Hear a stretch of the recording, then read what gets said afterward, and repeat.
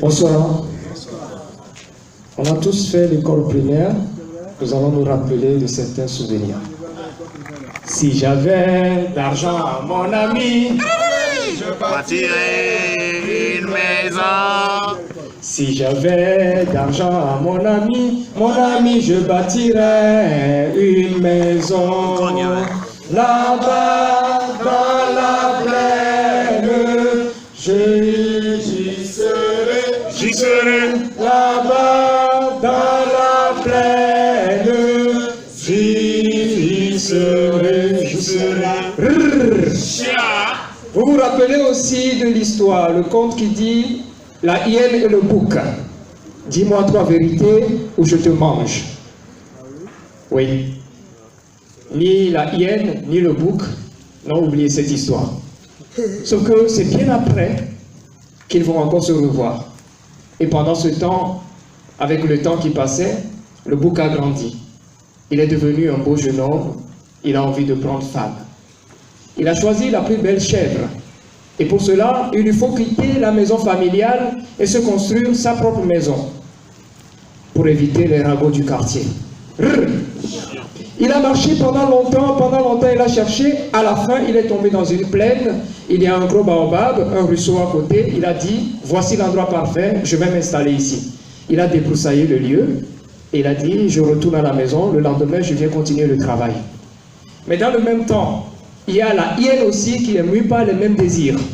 Il s'est promené, il est arrivé au même endroit, là où la chèvre et le bouc a débroussaillé. Il a dit, Seigneur, je viens d'avoir la confirmation, tu as toujours écouté mes prières, tu as commencé le travail avant même que je ne vienne. La hyène a brûlé les herbes, il a coupé des piquets qu'il a laissés. Avec ces piquets, il va faire les semblants de béton qui vont maintenir le toit. Le lendemain, le bouc est revenu sur le chantier, il a vu que le travail a avancé. Il a mis ses genoux à terre, il a dit, enfin j'ai la confirmation, il suffit qu'on le pose sur nos genoux pour que toi, Seigneur, tu le mettes sur nos têtes. Il est parti, il a tracé le cadre, chambre, salon, il a mis les piquets, il a remué la terre, il a fait la fondation, et puis il est rentré. Cette même nuit, la hyène est venue, elle a monté le mur sans se poser de questions jusqu'à un niveau. Le lendemain, le bouc est venu, il a terminé le mur, il a posé la charpente du toit, il est rentré. La hyène est venue. Elle a coupé de la paille, elle a posé le toit, elle a mis une porte. Heureusement, à l'époque, on ne mettait pas de serrure. Et la hyène, avant de partir, a dit, dans 3 jours, je reviens m'installer. Le bouc est venu le lendemain, il a trouvé que la maison est terminée. Il est retourné à la maison, il a dit dans 2 jours, ma femme, on retourne là-bas. 3 jours après, et voilà, le bouc est arrivé avec sa dame, 2 lits, ils ont occupé les 2 chambres.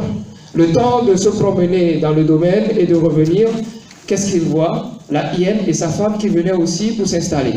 Baba, qu'est-ce que vous faites ici? Et toi, qu'est-ce que tu viens chercher ici? Mais cette maison, je l'ai construite avec l'aide de Dieu. Non, non, c'est moi. C'est plutôt moi qui ai construit cette maison avec l'aide de Dieu. Je ne sais pas ce que tu viens chercher ici. La hyène, monsieur hyène et monsieur bouc allaient en venir au coup de corne et de croc. Madame hyène s'est interposée. Écoutez, calmez-vous. Prenons exemple sur les autres. Les Européens, il y a quelque chose qu'on appelle colocation. Pourquoi on ne prendrait pas exemple? Il n'y aura qu'à faire ceci. Un couple va occuper le salon, l'autre couple va occuper la chambre à coucher. Ah bon, oui, c'est une belle idée. Le bouc est d'accord. Mais la chèvre et le bouc ont choisi de rester au salon. Le couple hyène a dit, je vous en prie, ne faites pas ça avec nous parce que nous sommes incontinents et il nous arrive souvent de sortir pour pipi, caca. On n'aimerait surtout pas vous déranger lorsque vous seriez en train de... Les hyènes se sont installés au salon. Cette nuit, les 2 couples ont dormi. Il y a eu un grand concert de ronflement. Ça n'a dérangé personne. Le lendemain, monsieur hyène est retourné voir monsieur et madame bouc. Elle leur a dit, écoutez, vu que nous devrons cohabiter, on va ajouter une clause au contrat pour des questions de bon voisinage. Dorénavant, chaque couple se devra de chercher de la nourriture pour nourrir toute la maisonnée. On va faire comme co-cuisinage. Il n'y a pas que covoiturage qui est possible. Et le bouc qui n'a pas réfléchi a dit, je suis partant. Le premier jour, la hyène et son mari sont partis chercher de la nourriture. Chercher, chasser, non. Voler de la viande plutôt aux lions et aux autres carnivores. C'est leur point fort. La chèvre est assise à l'entrée. Le bouc est parti pour prendre son apéro. Quand il revenait, il a trouvé sa dame en train de chanter. Nous n'y pas gamin, maïna ode, agbebavi, yeko miafan. Nous n'y pas gamin, maïna ode, agbebavi, yeko miafan, maman y prenam. Que bebe jo le bonye, et le feu cesse peu gameri. Voici jo popo ton lilo.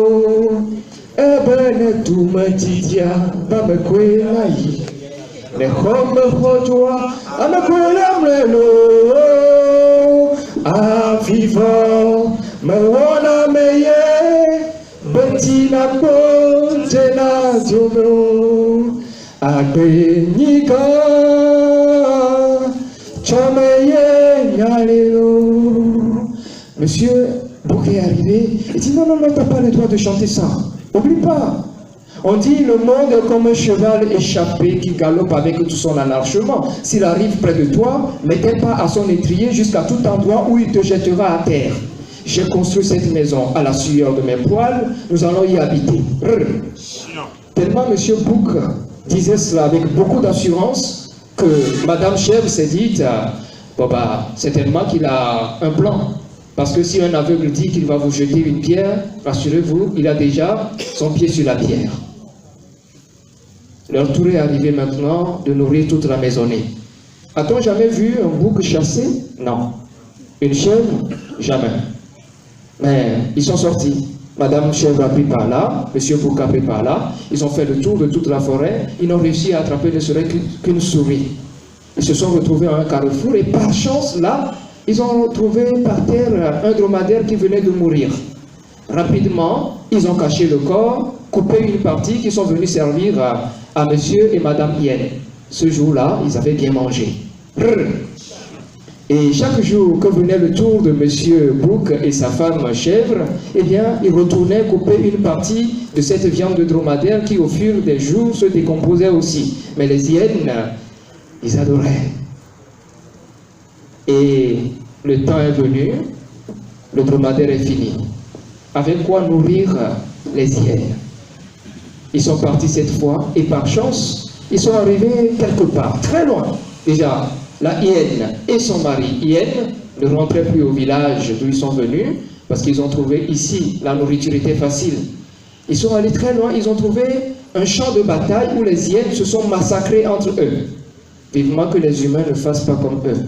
Parce qu'à la fin, c'était pas joli.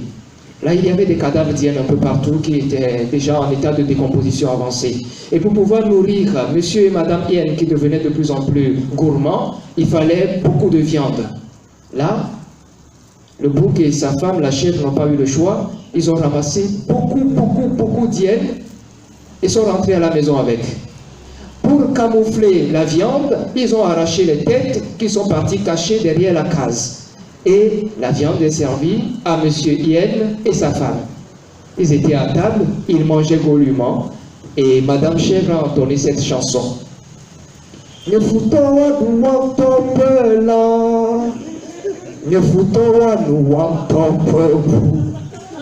mes ennemis mangeront leur propre chair et boiront de leur propre sang.